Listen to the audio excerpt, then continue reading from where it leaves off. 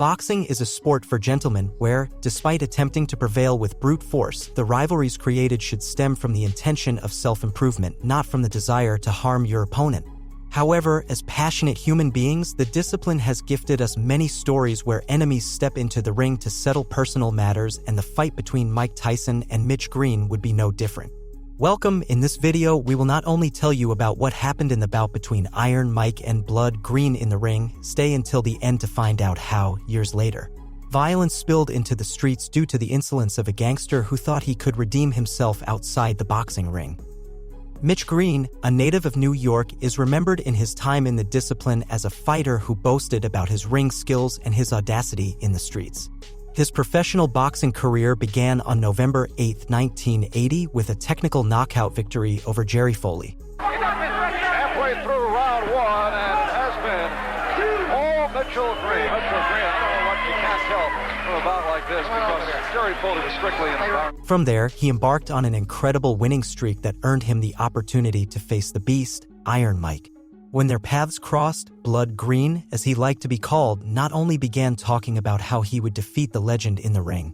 His threats escalated to a new level of violence after publicly promising, in a press conference, to end Tyson's life.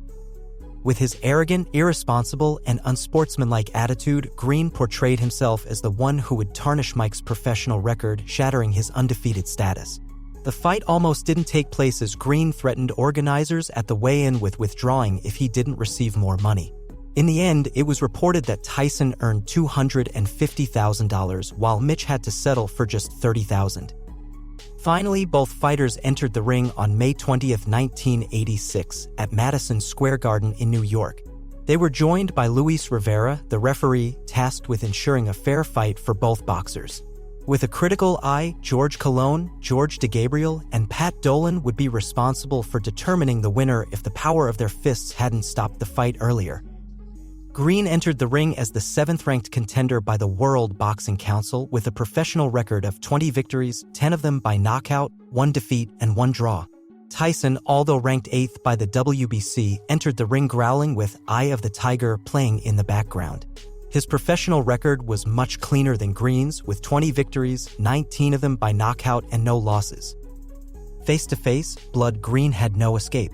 He had to prove that his skill in the discipline matched his words, and even if he wouldn't kill Tyson, he would at least have to knock him out to avoid being remembered as just another loudmouth. With the sound of the bell, the contest began. Tyson came out of his corner with the aggression that characterized him, while Green, maintaining distance, tried to counterattack every time Mike invaded his personal space. Pretty much do the same thing a boxer should do to a puncher. Keep that jab in his... He just was a little bit lazy. By the second round, Tyson had already started working on his victory with body shots, aiming to land his fists on Green's head when the opportunity arose. Good left hand by Tyson. Bad hand bleeding back. Watch the left hook of Mike Tyson land. There's the left hook I was talking about.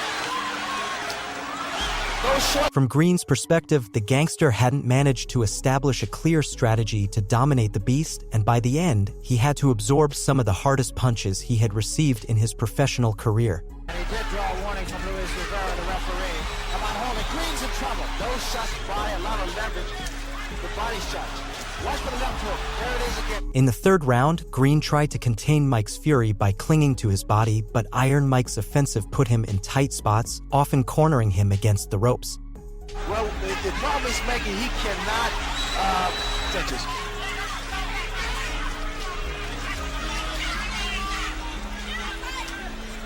Tyson was already marked as the winner on the judges' scorecards, and Green had to improve his attacks if he wanted to steal the pace of the fight. However, even in the fourth round, he seemed not to have consolidated any plan to actively work on his victory. Tensions in the arena escalated even more when, after the closing bell, both fighters attempted a brief exchange of blows, revealing that the rivalry went beyond imagination, foreshadowing the violent events we will tell you about at the end of this video. That's something that he did not do against Quick Phillips.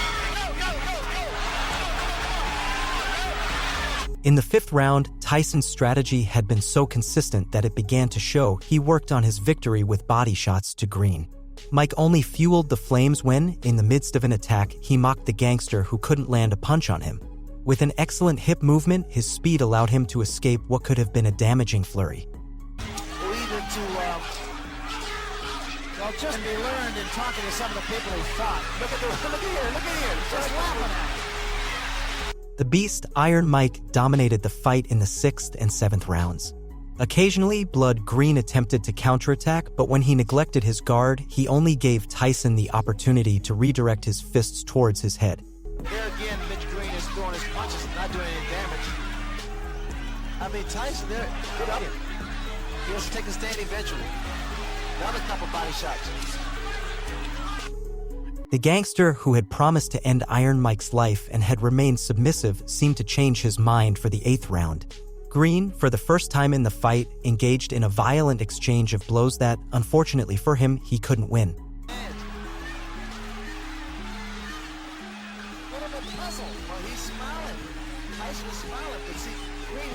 Towards the end, Tyson punished him with some good punches for daring to pretend to be on his level. Which he allows those shots like that to land. Tyson said one time, he said, I understand anatomy. Here again. Oh, what a left hand! Just 1 round away from the scheduled end, Green would once again be cautious not to neglect his guard enough to give Tyson the chance to end the fight earlier than planned.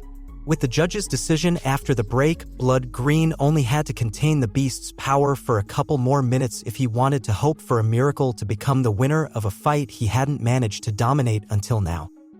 After the sound of the bell, Madison Square Garden went wild. The audience shouted so loudly that the fighters probably couldn't even hear their own thoughts. It was the 10th round and everything was about to come to a conclusion. Mitch, clinging to Mike's body, tried to contain his rival for a couple more minutes to finish standing. Mike, dissatisfied with allowing Green to come so far, continued seeking that knockout victory with severe combinations of body shots where he eventually dodged one to the gangster's head. After the closing, Tyson's frustration was evident in his gaze. But there was nothing more to be done. Blood Green would go down in history as one of the few in his golden era to have survived until the end of a fight against him. The difference in punches thrown and landed made it evident. But when the announcer took the center of the ring, it felt like anything could happen. After a few seconds of uncertainty and 10 long rounds with a clear predator and an obvious prey, Mike Tyson was announced as the winner of the bout by unanimous decision of the judges. Generally, every conflict ends when the fight is over, but in this case, the exchanges of blows in the ring were just the appetizer for a problem that would escalate to unthinkable levels of unsportsmanlike conduct. To provide context, we must go back to the early hours of the morning on August 23, 1988, when Mike Tyson made the misguided decision to visit Dapper Dawn, a Harlem clothing store commonly frequented by a clientele ranging from rap stars to pimps. Unaware of the events that would unfold from his visit, Tyson arrived to pick up a custom-made jacket. What he didn't know was that Mitch Green was also in the area, and upon seeing him, a violent argument ensued, during which Green threw a punch at Tyson, who responded with a powerful right that hit him square on the bridge of his nose. As a result of the unnecessary street fight, Mitch needed 5 stitches.